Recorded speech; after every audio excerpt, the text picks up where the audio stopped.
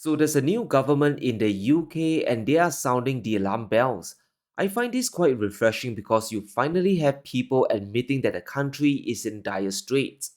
Of course, Labour is going to push the blame on the Tories. The new finance minister, she is bringing the doom and gloom. She declares the UK broke and broken, which is a fair assessment. Now, the mainstream media loves to blame the downfall on the Ukraine conflict, but it's really important to be objective here. Britain's crisis started long before Putin went into Ukraine. The 2020 lockdowns only made things worse, but the genesis can be traced back much further. The UK has suffered a lost decade for productivity. Since the GFC, the amount of output per hour worked has stagnated. At least 30% of output has been lost over the past 10 or 20 years. This is a very big issue. Workers aren't motivated and people simply aren't engaged anymore. So if you're a business owner or investor, putting money into the UK is risky business. If you build a new automotive plant in Manchester, can you get enough cars made to justify the investment? Salaries aren't exactly cheap and energy costs are even higher than in Europe at times. It's not a surprise that new FDIs into the UK have fallen to a 12-year low. Direct investment projects fell by a quarter over the last 5 years. Companies across the world they are wary of putting money into the country. Can they get a decent return on investment? And this is by far the biggest crisis facing the UK because it links directly to productivity. The biggest fall came from software and computer services. There were nearly 400 projects in 2022 and it's down to 260 this year. A huge part of that money is headed back to the US because of all the government grants. Other sectors like engineering and automotive are either stagnating or they've fallen a little. The UK has to find a way to attract more money into the country, and this is where all the expertise comes from as well. Now, it's not as simple as clicking your heels and counting to three. The UK had 5 prime ministers in 5 years, so government stability isn't exactly on a good foundation. The world has gotten extremely competitive, and the old UK strategy of being the financial hub of the world doesn't work anymore. Thanks to Brexit, making things in the UK and exporting to Europe is even more difficult. And we are not even factoring in the state of London today, especially the riots on the streets. According to Labour, which is the current government, they outlined two critical steps to rebuild the UK. They want to restart economic growth, making it the best of the entire G7. Secondly, Starmer wants to make Britain a clean energy superpower. Ambitious goals to be sure.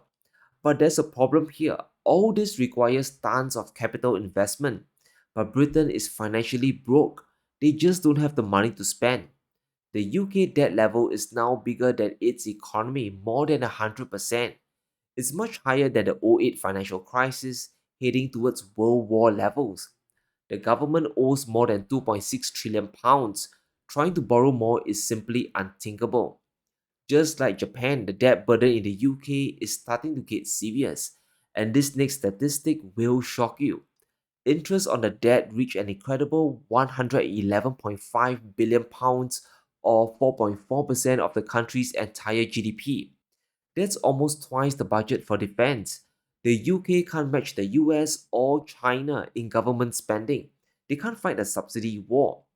The US CHIPS Act, for example, is over $280 billion strong.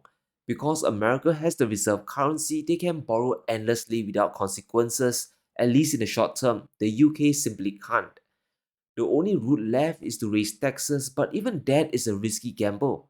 According to Rachel Reeves, there's a £20 billion black hole in the country's balance sheet. But raise taxes really? The UK tax burden is headed towards 38% of GDP. Raising it any further is going to scare away workers and drive productivity out of the country.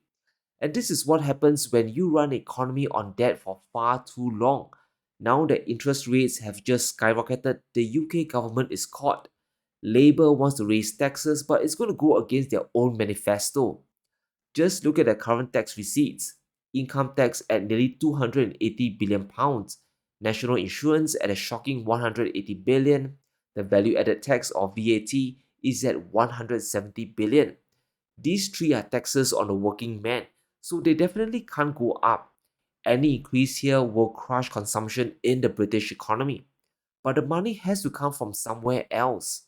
So the burden can only fall on either the corporations or capital gains. In other words, companies and rich people might be next on the chopping block. But it's not as simple as that. A recent report found that the UK is on track to lose record numbers of millionaires. Almost 10,000 of them could be leaving the country, and there's a cascading effect to that. Starmer raising taxes on the rich is only going to guarantee that. Increasing capital gains might raise 5 or 10 billion pounds, but once the rich leaves, overall consumption is going to crater. Raising corporate tax is also a very big problem. Government investment in the UK has been under 5% of GDP for decades. This is a chronic problem that can't be solved, especially at today's debt levels. The bulk of investment comes from private money, which is around 15% of GDP, and that's easily 3 or even 4 times more than government expenditure. So, taxing the living hell out of companies isn't going to encourage further investment. Companies might even pull out and exit for greener pastures. You'll just collapse productivity once again. So the UK is essentially caught. They can't take on more debt to invest in the country, but yet there's no choice. The money has to come, or the UK's lost decade will extend to 2 or even 3. In this case, the better solution is to find a way to attract high tech industries that drive a ton of output. A tech company, for example, has bigger margins, is more profitable, so they can drive more productivity. Instead of someone working in a postal service, they can instead work in, say, a AI or semiconductor firm, and that will drive more output for the economy. And in this case, you drive more top line revenue, and there's less need to increase taxes. In 2023, over a fifth of all UK FDI projects came from the US. However, the amount is dropping. It was 42% lower last year than in 2019, and to make up for the shortfall, Starmer will have to look elsewhere. As unthinkable as it sounds, the easiest way is to cooperate closer with China. Take Chinese money to the UK and build up the economy with it. Take Eve Energy for example. This is a Chinese manufacturer of EV batteries, and they are thinking of building a new gigafactory in the UK. And if this goes through, up to 6,000 new jobs will be created. And this is exactly what the UK needs: high tech industries that employ people, raise productivity, and contribute more tax revenue to the government. The UK is a strategic manufacturing location for China. That is the big advantage. Stuff made in the UK can be exported to the EU common market without any tariffs. Chinese companies can dodge the crazy import taxes if they manufacture in Britain. So if the UK drops geopolitics and gets the money in, the country can be a new battery and EV hub for Europe. So London isn't exactly flat out of options. It just depends on how they choose to play their cards. But one company that's out of luck is the UK airline British Airways. And once again, this is a perfect example of cause and effect. British Airways suspends their critical flights to Beijing as Russia diversion adds costs. The sanctions on Russia are backfiring, and it's now involving the airline industry. Because the G7 decided to sanction Russia, Putin has closed off Russian airspace to Western airlines, and now this affects how planes have to fly. If you take a BA flight from Heathrow, London to Beijing, China, the plane can't fly across Russian airspace. You'll have to carefully navigate past northern Turkey, somewhere through the Caucasus and Central Asia, then fly through half of China to get to Beijing. And that will take you nearly 13 hours. But if you take a flight on China Southern Airlines, you can cut through Russia and get from Beijing to London in only 10 hours. Now, I don't know about you, but I hate long flights, and I hate connecting flights even more. So between BA or China Southern, I'm definitely taking the shorter route.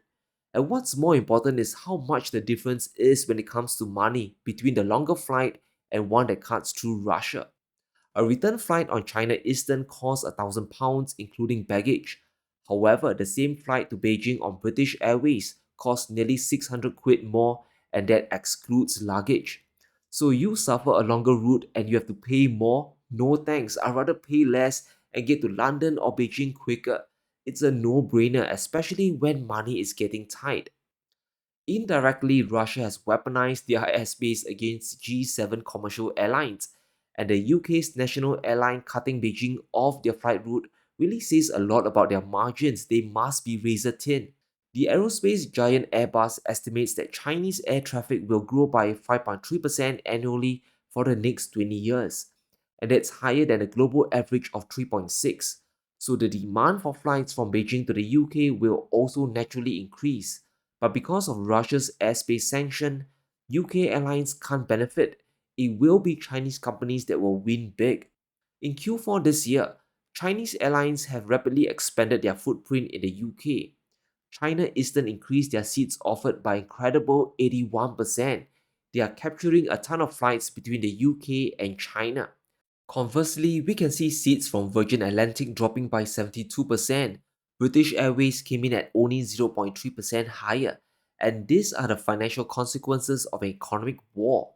And just like the oil sanctions, they seem great at first, but down the line, the effects slowly start to pile up and now companies start to suffer.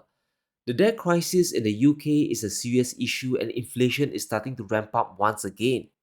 UK grocery prices have risen by 1.8% in July, the first time since March last year.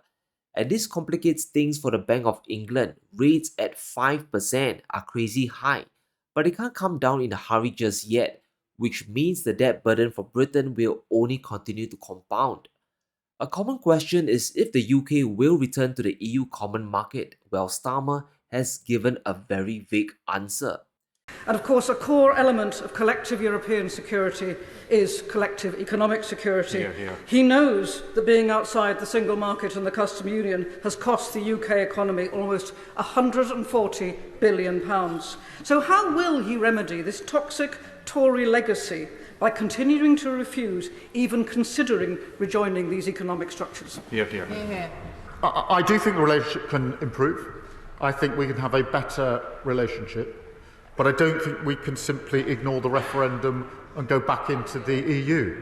And in the discussions I had with our European allies, none of them were urging us to take that course.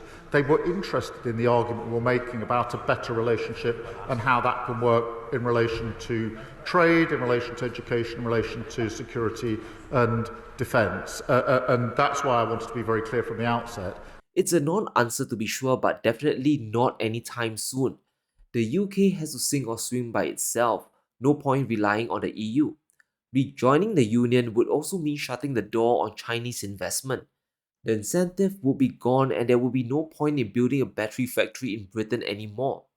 So Labour has to tread a rather fine line here. Yes, they inherited a big mess from Sunak, but it's Labour's show now to run. But as always, what do you think? Can the UK reverse course without sinking? Or is it all over for Britain? Let me know in the comments below. Stay safe, be sure to smash the like button and subscribe as we navigate through these crazy times.